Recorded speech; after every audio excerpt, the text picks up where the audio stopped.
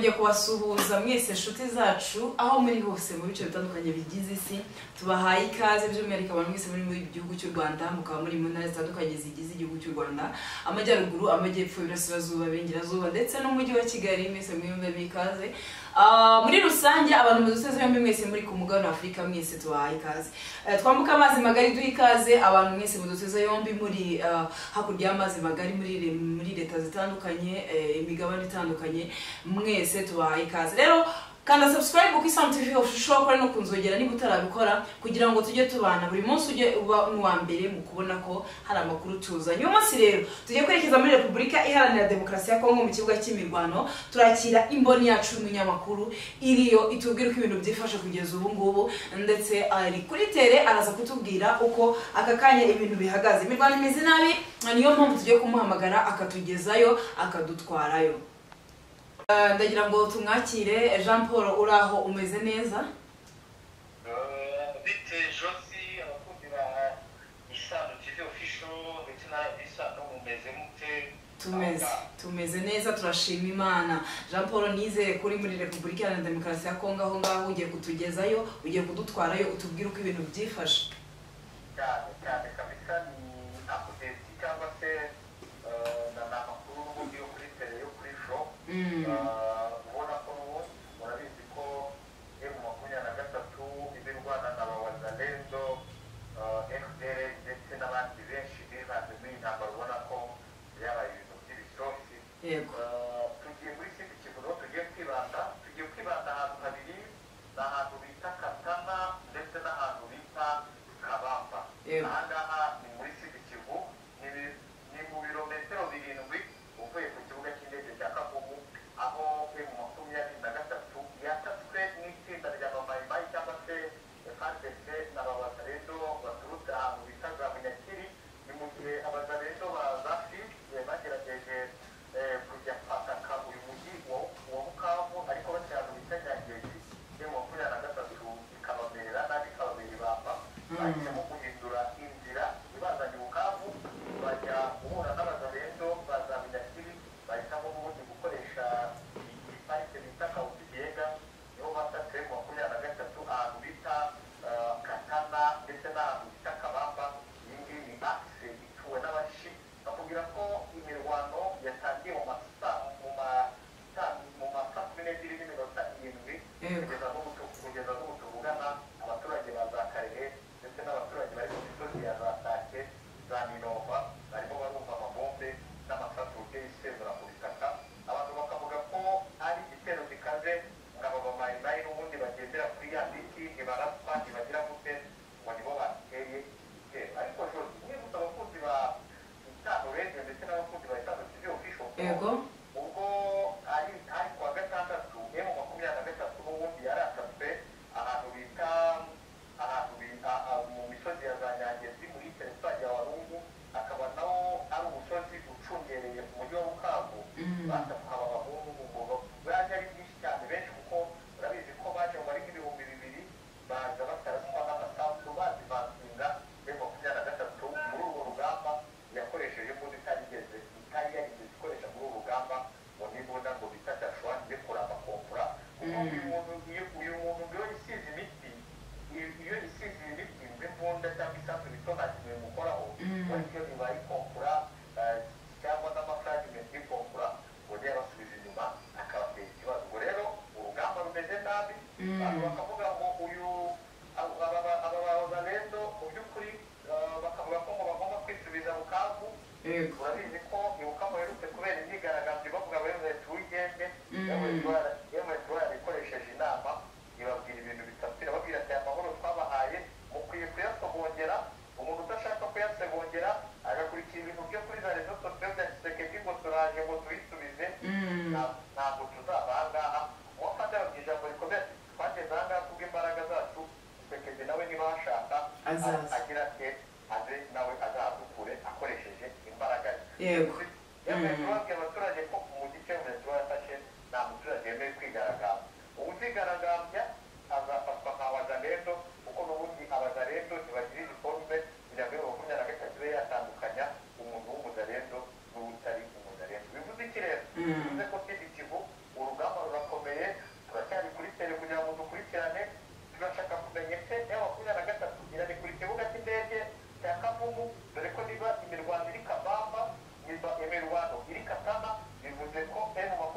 bivuze ko wadivansinga ibirometero 7 ugera kuri aeroporo ni ahantu hato cyane, ariko nanone bakakubwira ko ngo abateye abazanizo bateye ari abantu baturutse ahantu bita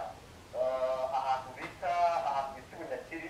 Bunyakiri yegeranye na parike bita ngo ni ishyamba rya Gakenke. Uwo Gakenke akaba ari umugabo n'ubundi wabaga muri iryo shyamba. So ni ukuza gukurikirana tukaza kureba ese birarangira gute, dore ko ahantu muri za Fizi bimitse ngo umwami wabo, uyu mwami ni generale ya Kutumba, babimitse bamufata nka perezida w'abamayimayi. Ni mu gihe uwabazaniye amafaranga wo bita Bitakwira umunsi w'ejo yahungiye i Burundi nyuma y'uko bavuze amagambo akomeretsa abashi. Ikindi kandi ahantu bita Baraka naho ngaho muri kindi kivu za Fizi, ubona ko ngo abapfumu babwiye abagore ko kugira ngo 23 itazafata Uvira, itazagera no muri iyo ntara yabo. Bakoze imigendo abagore bambaye ubusa imbere y'iteraniro ry'abana, ubona ko abo bantu bahanga bakigendera muri ibi bintu ukibaza ese ni abantu bazima, ni abantu ngabo ubona ko abakongomani ibintu by'imiti byabagiye mu mutwe cyane. Ndumva aricyo nakubwira kugira ngo tuze kugaruka tubahereza aspect iriho urugamba rwanutse Kabamba ndetse na Katana mu Wazalendo bashaka kwisubiza ikibuga cy'indege cya Kavumu, nyuma y'uko bashatse kumenera muri komine ya Bagira bikanga, basubiye hirya yo kugira ngo bamenere aho ngaho bagire. Ndumva aribyo nakubwira Juliana. Jean Paul tugushimire cyane, komeza watubere, uraza kutubwira uko biraza kurangira, ni wowe dutegereje. Asante. Agira ngo mwabyumvise neza ko umunyamakuru wacu uri kuri tele amaze kutubwira uko ibintu byifashe kugeza aka kanya. Natwe turakomeza tubabere maso tubagezaho uko ibintu biraza kurangira. Iyi mirwano yatangiye hagana saa 12 za mu gitondo, turaza kubabwira uko biraza kurangira. Ni hagati aho kandi nyuma y'uko Perezida wa Repubulika Iharanira Demokarasi ya Kongo ari we Felix Antoine Tshisekedi, uyu mu Perezida yavuze ko FDLR ari nta kibazo na kimwe itwaye, ngo nta kibazo na kimwe yatwara u Rwanda. Rero Perezida Felix Antoine Tshisekedi wa Repubulika Iharanira Demokarasi ya Kongo niwe ubwe uherutse gusubiramo ku mutwe w'iterabwoba wa FDLR udafite imbaraga, ndetse mu gihe uyu mutwe ukomeje gukorana n'ingabo z'igihugu cye. Impamvu avuga ngo uyu mutwe nta mbaraga ufite, akavuga ko uyu mutwe udafite imbaraga kurusha M23, nuko abizi neza ko uyu mutwe wa FDLR ufatiye runini ingabo z'igihugu cye arizo FARDC. Rero ni mu kiganiro yagiranye n'ikinyamakuru Le Figaro mu cyumweru gishize, Tshisekedi we bwe yagize ati FDLR ni umutwe udafite ingufu, ugizwe n'abantu b'impirimbanyi batageze kuri 750, kandi bake nibo bakoze jenoside yakorewe abatutsi mu mwaka w'1994 mu gihugu cy'u Rwanda. FDLR ntacyo iricyo ugereranije na M23. Ayo na magambo ya Perezida Felix Antoine Tshisekedi wa Repubulika Iharanira Demokarasi ya Kongo. Rero nubwo mu ruhande Tshisekedi mu ruhande rumwe ndetse Tshisekedi akomeje gutangariza mu ruhame akerensa imbaraga za FDLR, Majoro Ndayambaje Gilbert uri mu barwanyi ba FDLR bafashwe n'umutwe witwaje intwaro wa M23 baherutse gushyikirizwa u Rwanda. Abo mugabo ari umwe mu baherutse gushyikirizwa u Rwanda, yagaragaje ko Perezida wa Repubulika Iharanira Demokarasi ya Kongo aba yobya uburari. Ayo magambo yose, ibyo byose abavuga aba ari mu buryo bwo kuyobya uburari. Rero ni mu kiganiro na New Times, Majoro Ndayambaje Gilbert yasobanuye ko FDLR yatangiye gukorana n'ubutegetsi bwa Kongo Kabila yegurirwa ibyari kuyifasha gukuraho ubutegetsi bw'u Rwanda. Majoro Ndayambaje yavuze ko ubwo yahindutse FDLR yateraga u Rwanda, ibikoresho yari ifite ari Liyetona Kabila we bihaye.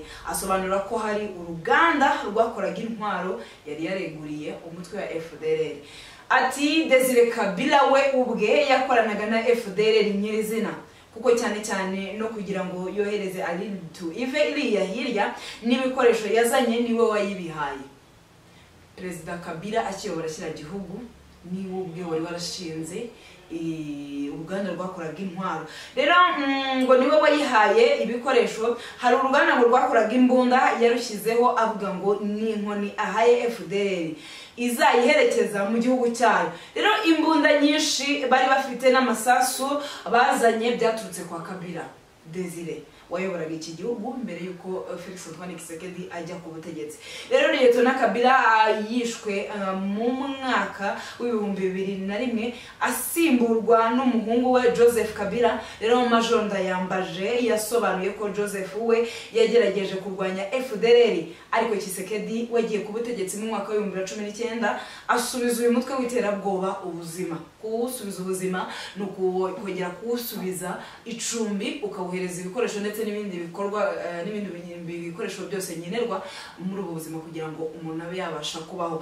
ariko icumbi riri muri kimwe mu bikoresho umuntu aguhereza akaba gusubije ubuzima ati rero ubwo rero haba hagiyeho uyu Thlombo cyangwa se bakunze kumwita Thlombo ariko ni Perezida Felix Antoine Tshisekedi we arahindura yigarurira FDLR ayo namagambo yatangajwe na Major Ndayambaje Gilbert uherutse gushyikirizwa ubutegetsi bw'u Rwanda kuko ngo n'amasasu menshi n'abasirikare benshi ba FARDC cyane nko ku birindiro byegeranye usanga basa nkaho ari bamwe bafatanya muri byose haba mu bikorwa bya gisirikare ndetse n'ibindi bikorwa byose abasirikare bashobora guhurira rero Major Ndayambaje yasobanuye ko FDLR ifite uruhare rukomeye cyane mu ntambara ingabo za Repubulika Iharanira Demokarasi ya Kongo arizo FARDC zihanganye na M23 rero nkuko ariyo ikomeza kurwanya y'abasirikare b'iki gihugu batinye FDLR ni ikomeza yegera imbere y'abasirikare ba FARDC batinye cyangwa se bagasubira inyuma FDLR yo ntago ijya irambika intwaro hasi ahubwo yo irarwana ati nk'urugero mu ntambara M23 na Kongo FDLR ifitemo uruhare cyane rukomeye cyane ko abasirikare ba Kongo bacika intege vuba iyo bumvise nk'intambara ihiye ibaye ndende batererana cyangwa se batera imbunda hasi bakirukanyira imbunda rwose iyo bumvise bikomeye baterera imbunda hasi bakiruka rero ngiyo bumvise intambara ihiye ibaye ndende batera imbunda hasi bakirukira bakikuramo imyenda bakigendera icyo gihe FDLR igafata intwaro iyo FARDC yumvishe intambara ihiye intambara nyine urugamba rugeze ahabi barambika intwaro hasi imbunda n'amasasu ubundi bakiyambika gisivile bo bakagenda FDLR yo ntago isubira inyuma irakomeza ikarwana yavuze ko rero mu gihe Joseph Kabila yari ku butegetsi ingabo ziri mu butumwa bw'umuryango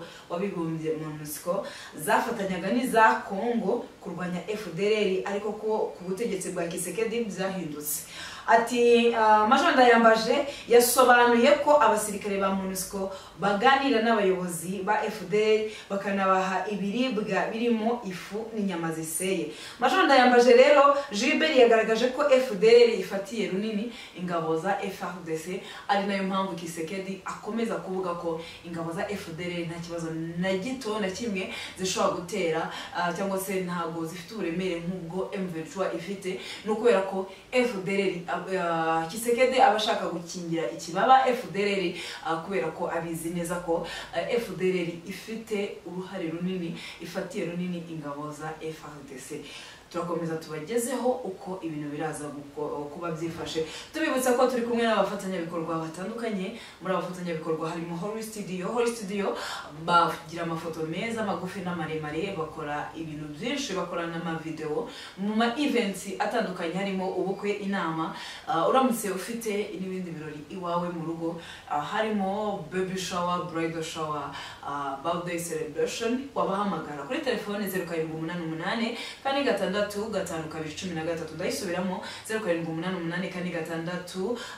0788-5-2-13 wabahamagara bakorera mu karere ka Rubavu hepfo ya Rwanda Revenue Command wa Sansenic wabahamagara cyangwa se ukabandikira turabashimiye turakomeza tubagezeho uko ibintu biraza kuba byifashe ndetse tuza kwerekeza muri Repubulika Iharanira Demokarasi ya Kongo tuza kureba uko urugamba rwaje kurangira ndabashimiye mukomeze mugubwe neza kandi mukomeze mugira amahoro y'Imana niba utarakanda subscribe uyikore kugira ngo tujye tubana buri gihe kandi buri munsi